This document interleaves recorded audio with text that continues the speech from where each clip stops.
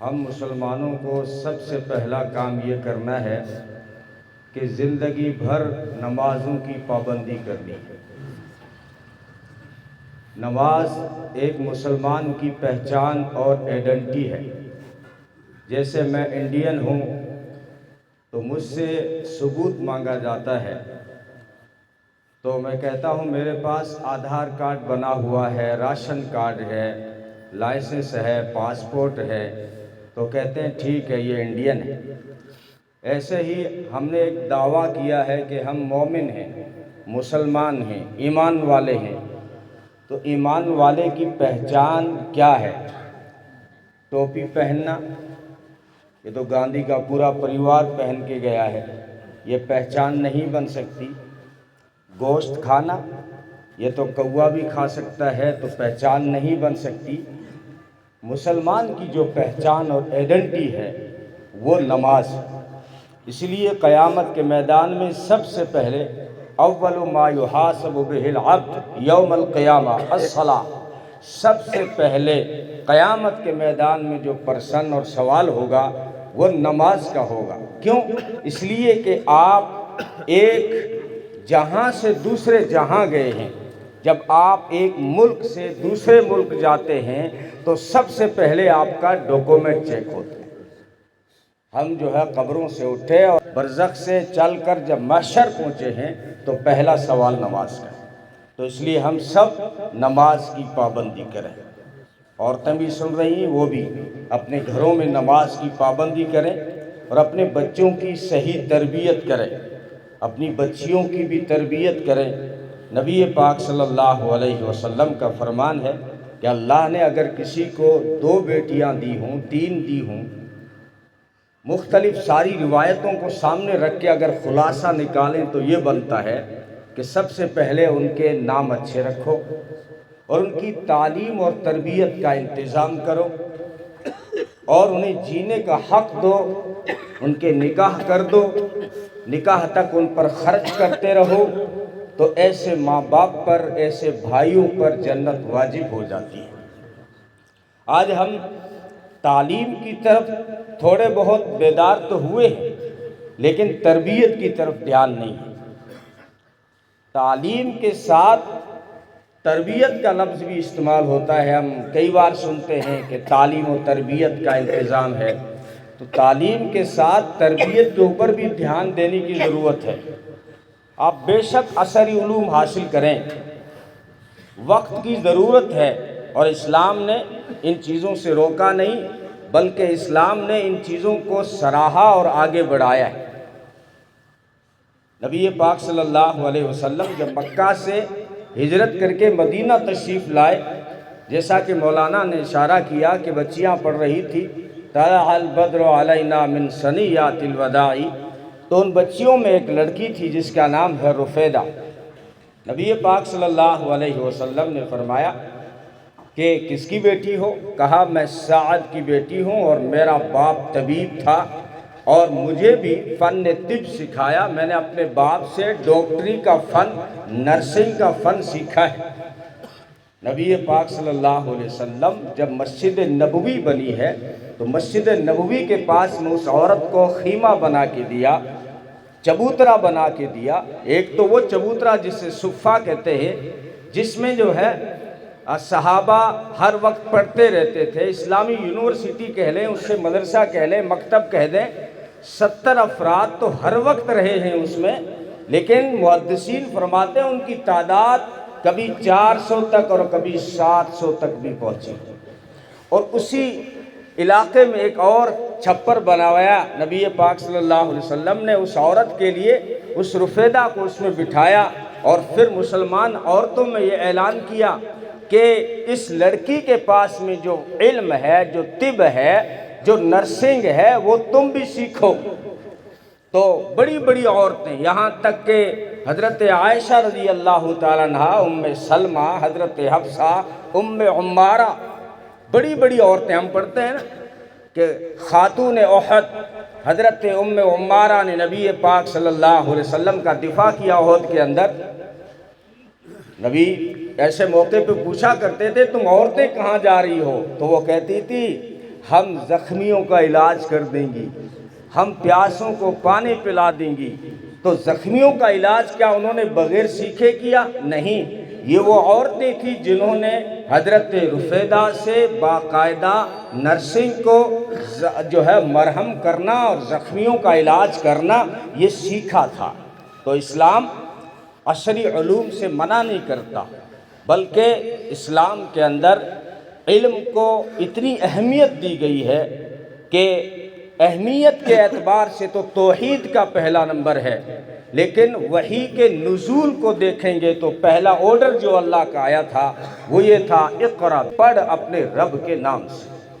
اب یہاں پر بھی اپنے رب کے نام سے نہیں چھوڑا، یعنی صرف تعلیم حاصل نہیں کرنی، بلکہ تعلیم اعلیٰ حاصل کر کے اسلام کی تربیت میں رہنا ہے، اپنے رب کے احکامات کی بجا آوری کے ساتھ رہنا ہے۔ یہ ہم سے غلطی ہو گئی تو ہے آپ علم حاصل کریں، بے شک آپ ڈاکٹر بنیں، انجینئر بنیں، ضروری ہے۔ اگر آپ چاہتے ہیں ہم مضبوط ہوں تو ان علوم کی طرف دھیان دینا ضروری ہے، سائنس کی طرف، ٹیکنالوجی کی طرف، انگلش کی مہارت، یہ ساری چیزیں ہمارے اندر ہونی بہت ضروری ہیں۔ اس کے بغیر ہمارا معاشرہ مضبوط نہیں ہو سکتا، اس کے بغیر ہمارا ملک مضبوط نہیں ہو سکتا، اس کے بغیر ہمارا شہر مضبوط نہیں ہو سکتا۔ اگر آپ چاہتے ہیں کہ ہم مضبوط ہوں، ہمارا فیوچر اچھا ہو، تو آپ کو سب سے پہلے اعلیٰ قسم کی تعلیم حاصل کرنی ہوگی، اعلیٰ قسم کی، اس میں مہارت حاصل کرنی ہوگی۔ لیکن تربیت، اسلام کی تربیت، کھلاڑی بھی بن جائیں تو اسلام کی تربیت بول رہی ہو، آپ ڈاکٹر بن جائیں تو اسلام کی تربیت بول رہی ہو، انجینئر بن کے دنیا میں کام کریں تو اسلامی تربیت بول رہی ہو، ورنہ نری تعلیم، اس تربیت کے بغیر، قرآن کریم میں ایک مثال دی گئی ہے عنکبوت کی، بلکہ عنکبوت قرآن کریم میں ایک صورت ہے۔ عنکبوت کہتے ہیں مکڑی، آپ سب جانتے ہیں ہر گھر میں پائی جاتی ہے مکڑی۔ اب مکڑی کی برائی کی مثال دی اللہ نے کہ جو اللہ کو چھوڑ کر کسی اور کی عبادت کر رہے ہیں، تو فرمایا ان کے عقیدے کی جو عمارت کی بنیاد ہے وہ مکڑی کے جالے کی طرح ہے، بہت کمزور ہے۔ لیکن مکڑی کا ذکر کیا، اس کے پاس میں ایک ہنر ہے، وہ جالا بڑی خوبصورتی سے بناتی ہے۔ مکڑی کا جالا آپ نے دیکھا، عقل دنگ رہ جائے گی، اتنی حقیر مخلوق نے کیسے جال تنا ہے۔ لیکن تربیت نہیں بولتی عنکبوت کے ساتھ میں، جب وہ جالا بن کے تیار ہوتا ہے مکڑی کا، اور جب وہ حاملہ بن جاتی ہے، اس کی ولادت کا وقت قریب آتا ہے، اپنے شوہر کو اندر بلاتی ہے اور وہ جال کا جو دروازہ تھا اس کو بند کر دیتی ہے۔ جب اس کا شوہر سو جاتا ہے تو نیند کی حالت میں مکڑی اپنے شوہر پہ حملہ کرتی ہے جانی، اور اس کو مار کے اپنے جال سے باہر پھینک دیتی ہے۔ عصری علم تو ہے لیکن تربیت نہیں بولتی۔ دوسری مثال قرآن کریم میں اٹھائیں چونٹی کی، بڑی سائنسدان ہے، بڑی سائنسدان ہے یہ چونٹی، اس کا ذکر بھی، بلکہ اس کے نام کی بھی سورت ہے قرآن میں، سورہ نمل۔ سورہ نمل، یہ چونٹی نے پکارا تھا، اپنی قوم کی فکر تھی، اس سے کہا کہ سلیمان علیہ السلام کا لشکر آ رہا ہے، ارے چونٹیوں بلوں میں چلی جاؤ نہیں تو ماری جاؤ گی، لتاڑی جاؤ گی۔ جو اپنی قوم کی فکر کرتا ہے وہ قرآن کریم کے صفوں پہ چمکتا ہے۔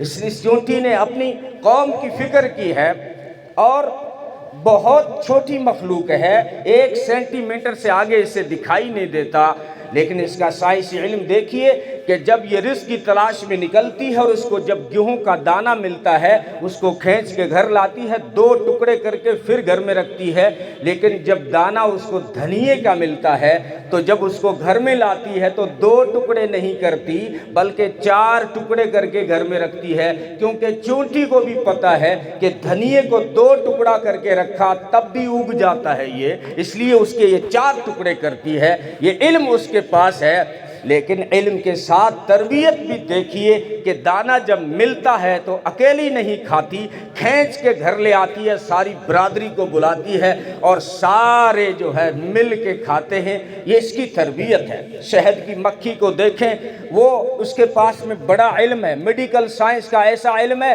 کہ کوئی ایسی دوائی نہیں بنا سکا جیسی دوائی شہد کی مکھی نے بنائی۔ نبی پاک صلی اللہ علیہ وسلم نے فرمایا شہد کے اندر موت کے سوا ہر بیماری کا علاج ہے۔ یہ دوائی کس نے بنائی ہے؟ شہد کی مکھی نے۔ اب علم تو ہے لیکن علم کے ساتھ تربیت بھی ہے۔ وہ صرف اپنا فائدہ نہیں دیکھتی بلکہ ساری کائنات کا منہ میٹھا کرتی ہے، ساری کائنات کا منہ میٹھا کرتی ہے۔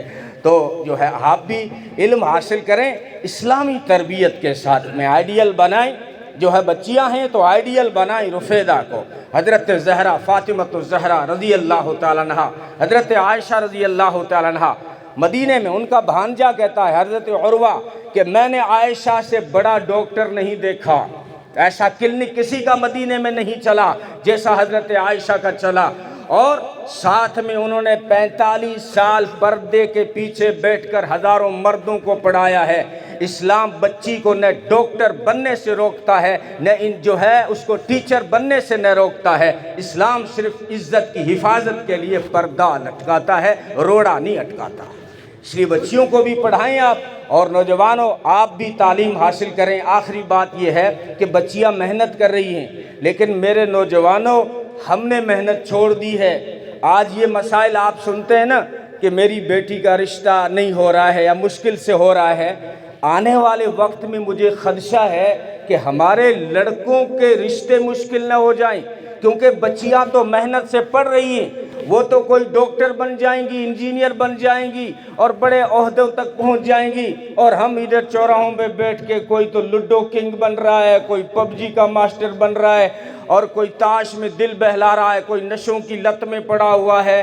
آنے والے وقت میں نوجوانوں کو یہ لڑکیاں ٹھکرا دیں گی کہ ہم جاہلوں سے شادی نہیں کرنا چاہتی۔ اس لیے میرے بچوں تم بھی محنت سے پڑھو اور اسلامی تربیت کے ساتھ میں ہمارا تعلق مسجد سے جڑا ہوا ہو، ہمارا تعلق قرآن کریم سے جڑا ہوا ہو۔ علامہ اقبال انگلینڈ برطانیہ کی یونیورسٹی میں چلے گئے لیکن قرآن نہیں چھوڑا، نماز نہیں چھوڑی، اسلام کی تربیت نہیں چھوڑی۔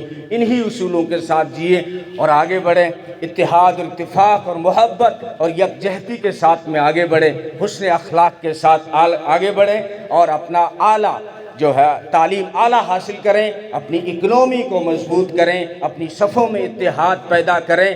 وقت فالتو چوراہوں پہ نہ گوائیں، یہ خاص وقت ہے، یہ خاص وقت ہے۔ لوگ ایک ہو چکے ہیں، جو ان کے پہلے نظریت ہے نا کہ وہ پاؤں سے پیدا ہوا ہے اور یہ جو یہ ہے یہ وہ ہے، وہ جو تقسیم پرانی تھی نا اس کو وہ ختم کر رہے ہیں، کہہ رہے ہیں نہیں نہیں سارے ہم ایک ہیں، لیکن ہم ایک کلمے والے، ایک قرآن والے، ایک اللہ والے، ایک نبی پاک صلی اللہ علیہ وسلم کے امتی۔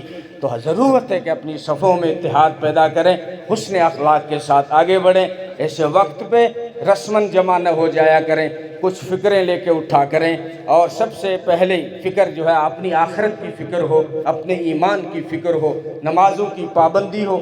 یہ خاص وقت ہے، اپنے وقتوں کو ضائع نہ کریں چوراہوں پہ، بلکہ میرے بچوں یہ موبائل آپ کو کامیابی نہیں دلائے گا۔ اگر آپ کامیاب ہونا چاہتے ہیں تو واپس پلٹیں اور کتاب اٹھائیں، واپس پلٹیں اور قلم اٹھائیں۔ اس موبائل سے آپ کو زیادہ کچھ نہیں ملے گا، تھوڑا سہارا لے لیتے ہیں تو کوئی برا نہیں ہے، لیکن پورا وقت اگر موبائل میں کھو لیتے ہیں تو سوائے تباہی کے کچھ ہاتھ نہیں آئے گا۔ اللہ تعالی ہم سب کو عمل کی توفیق عطا فرمائے۔